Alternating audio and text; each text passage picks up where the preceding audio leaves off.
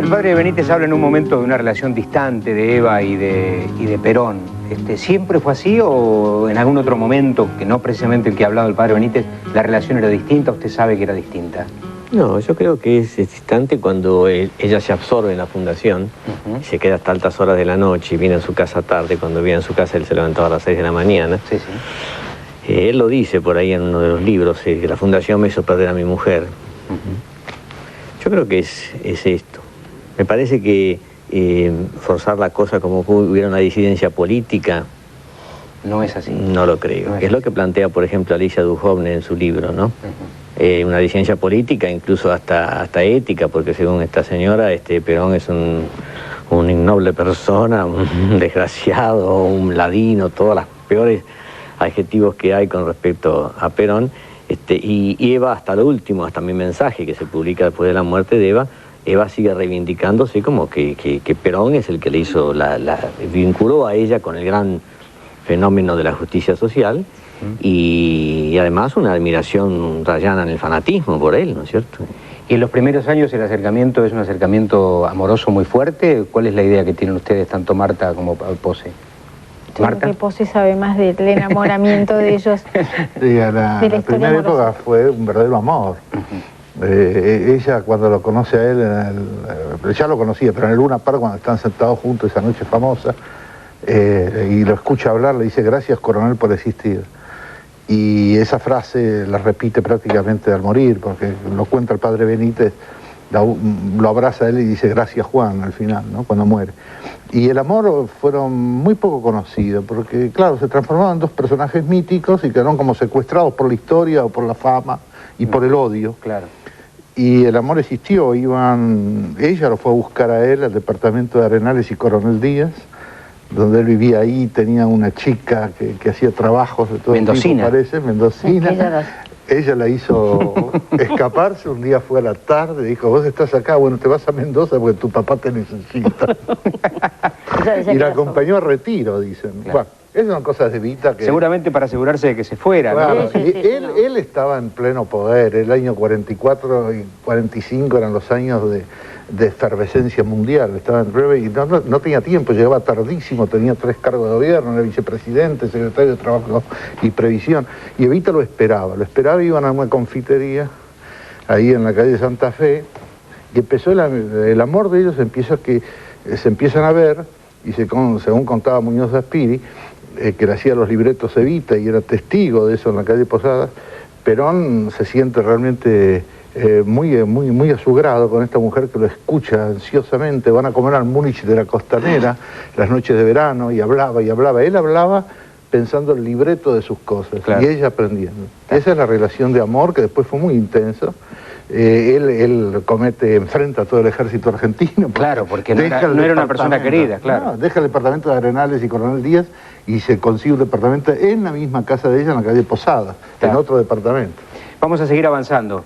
Vamos a ir a la obra social de Eva Perón, entre otros temas. No, quería decir, seguramente la va a rozar. Quería decir que sobre la frialdad de Perón hacia Eva, yo los he visto a partir del 47, donde los conozco personalmente, ¿no? Y era un cariño respetuoso. Ajá. Los he visto juntos, como éramos las que íbamos a trabajar para el movimiento. Claro, claro. Y ella lo llamaba, él venía, nos saludaba, tomaba café con nosotros, y ella lo miraba con una admiración.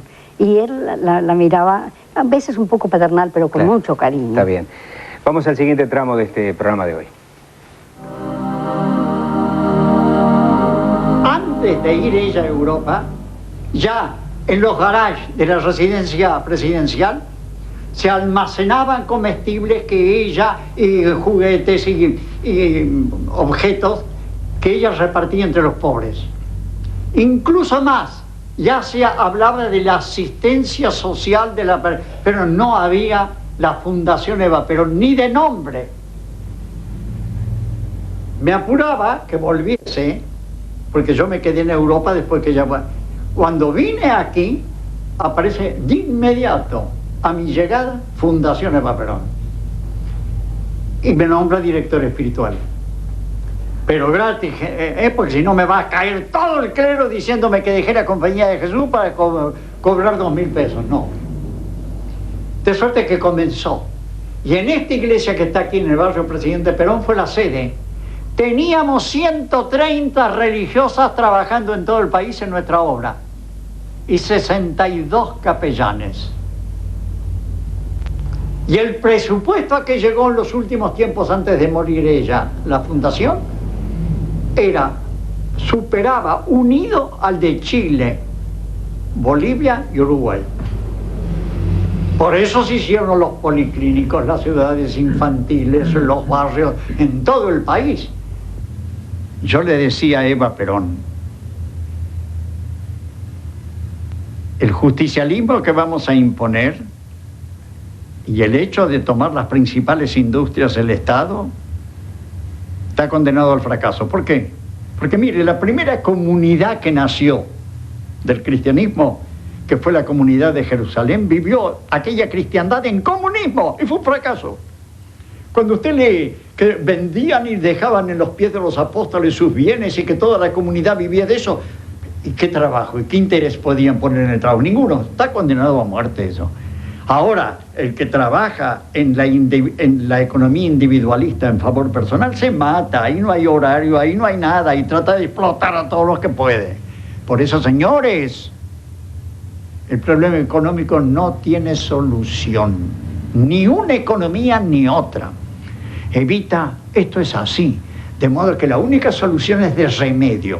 ¿Sabe cómo? Creando una fundación feroz, donde la mujer que quiera dormir en la calle será por su voluntad, pero no porque no tenga un hogar de tránsito donde pasar la noche, hogares de tránsito, donde el niño que no quiere estudiar será porque los padres son unos haraganes, las escuelas. Es decir, que la economía individualista, si va unida a una fundación tremenda, puede mantener el estatus. ¿Por qué? Porque condena un 30% a brazos cruzados, a inactividad, y más con la técnica actual.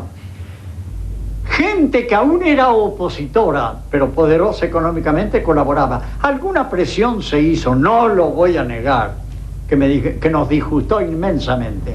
Algunas presiones se hicieron y algunas vengancitas se tomaron. No éramos ángeles ni mucho menos. Y más, los métodos que usaba la oposición eran terribles, y ojalá no hubiéramos sido nosotros tan estúpidos ni tan confiados, porque cuando los comandos civiles se introdujeron en el Ministerio de Educación y tuvieron poder, llegaron hasta los incendios de los templos que nos achacan ahora. Pero el hecho es que cuando llegan los libertadores a 2 meses después de esos incendios, no aparecen los autores de los incendios, porque eran los infiltrados. Y tantas otras cosas que será muy difícil saber. Por consiguiente, en síntesis a la pregunta, la fundación como fundación nace a mediados de junio del año 48, cuando volví de Europa. Afectivo, era una misma causa. Afectivo, mire esto que escribí hace 22 años, cuando volví a la universidad de la que me echaron a la caída de Perón, en el 55. Volví en el 73, por primera vez, cuando ya estaban en manos otra vez del peronismo. Pronuncié este discurso. Vea cómo termina este discurso.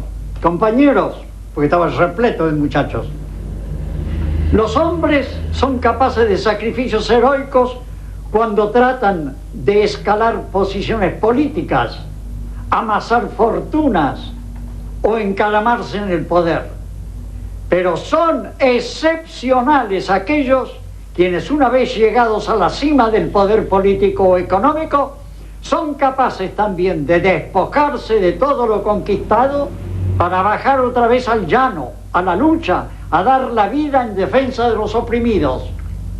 La Argentina siglo XX ostenta el privilegio de poseer 2 de estos héroes. Sus daguerrotipos son arbolados como banderas y sus nombres arrojados como gritos de guerra en las marchas revolucionarias, los desfiles contestatarios y la rebelión de los oprimidos en todos los pueblos del mundo. Esos héroes son Eva Perón y el Che Guevara. Este que está acá. Mi pobre amigo, que era un encanto de hombre, el rector de la universidad en esos días, que leyó primero un trabajo muy lindo, me dice: Hernán, no lo nombraste a Perón, pero ¿cuándo vas a nombrar a Perón? Es que mi predicción futura no va a ser hombre de la historia, no. Fuera del Che Guevara, ¿no? A la altura de quién, de Mahatma Gandhi, de Luther King, lo más grande de este siglo. No me equivoqué, ¿no? No lo digo por vanidad, sino porque me pasó lo mismo en la iglesia. Aquello de la opción por el pobre, y que ahora el pobre es el sacramento sucedáneo de Jesucristo vivo, y que la Eucaristía es en los altares, pero en las villas miserias es el pobre, el desheredado, el enfermo, el miserable, el sin suerte y sin esperanza de futuro. Ese sacramento nuevo también lo vi hace 40 años. Y lo enseñé en mi clase. Ese principio que ahora ha dicho el romano pontífice, respecto de nuestras fortunas, no somos dueños que podamos disponer de ellas como se nos dé la gana, tirándolos en cambios de coche cada semana, o en viajes, en fin, en los lujos que se dan, todos ellos con helicópteros y están pensando en viajar a la luna en la que viven. No, hijito, no. Lo que usted no necesita viendo un pobre que lo necesita, se lo roba usted al pobre. Esa es la teología de hoy. Yo he llegado a este programa imaginando y sabiendo que el padre Benítez, Hernán Benítez, era el confesor de Eva Perón. Te pregunto, Marta, ahora pienso que es el ideólogo de Evita. Absolutamente. La teoría política, Evita fue, el viaje a Europa de Evita fue sin bagaje intelectual, ella fue como una actriz en una gira.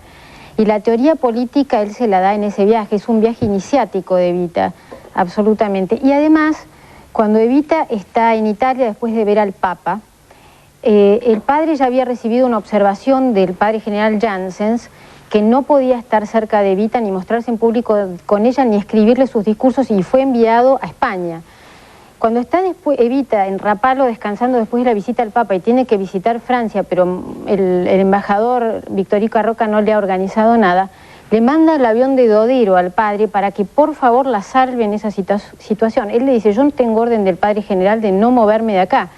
Y le pide ella a Montini que le pida al Papa que le dé un permiso al padre Benítez para volar para estar cerca de ella. Y estar cerca de ella. Está. Sí, sí, Digo esto porque cuando el padre ha explicado recién el trazo de la fundación, él lo ha explicado con una claridad de lo que él le expresaba a Evita que tenía que ser la solidaridad. ¿Ustedes también, Ana, lo sentían de esta manera en el seno de la fundación? Sí, en realidad sí, porque él estaba muy pegado a ella, claro, ¿no? Pero yo lo que sí pienso que antes de irse a Europa, ella ya había comenzado con la fundación. Lo que sí vino transformada de Europa. Ella era la mujer fuerte, valiente, lo siguió siendo, pero cambió su modalidad. Era estar al lado de ella, era sentir la mística. Cambió totalmente. Tan es así que yo decía, ¿habrá sabido ella, habrá ido a ver a algún médico que le ha dicho su enfermedad? Porque ella venía y decía, no hay tiempo. Me urge el tiempo, tenía apuro por hacer las cosas. Entonces, yo pensaba eso, pero después, cuando por un libro que recién hace poco salió sobre el viaje de ella, tengo entendido que en ningún momento la señora de Guardo que la acompañó la dejó un instante. Claro. Entonces no pudo ir a ver un médico, pero sí estuvo 45 minutos con el Papa, que allí pudo haberla transformado. Ha habido había algo... como volvió diferente, digamos. Volvió diferente. Bueno, ahí hay una fuente seguramente interesante, ¿no? ¿Quería decir algo, Posé? No. Perdón, pensé que estaba con la manito. Sí, seguramente ahí había una fuente muy importante. El padre hablaba recién de que la fundación tenía, digamos, ¿pero tenía alguna resistencia la fundación también? No. Trabajaba muchísimo, muchísimo. Y en la época de Eva no había ni chicos de la calle, ni ancianos tirados porque se hacía esto. Había un anciano, se lo llevaba al hogar de ancianos. Sí. Ahí disfrutaban. El que volvía a salir 2 y 3 veces, bueno, ya lo llevaban, primero averiguaban si tenía familia, ahí lo llevaban. Si no tenía familia, al hogar de ancianos. Y después el hogar de tránsito no era para la gente que estaba en la calle, era la gente del interior que venía a hacer trámites, pobre gente, ¿no? Y no tenía dónde quedarse. Y entonces ella con los hijos, ¿eh? Perdón, Fernando, sí. Hubo una resistencia a la fundación, si querés lo hablamos después. Bueno, porque tengo que ir a la pausa ahora. Bueno. Tengo que ir a la pausa y tengo que cumplir algunos tiempos. No. Ha pasado una hora que ha pasado volando. Y la hora la que viene seguramente será tan interesante como esta. Ya volvemos. Negables. Vamos a ver esas peleas, esos insultos, hija de P, que querés ser esto, cancerosa, ¿cómo se te ocurre? Entonces, Esperamos te haya gustado nuestro video. No olvides suscribirte, comentar o seguirnos por nuestras otras redes sociales. Muchas gracias y hasta el próximo video.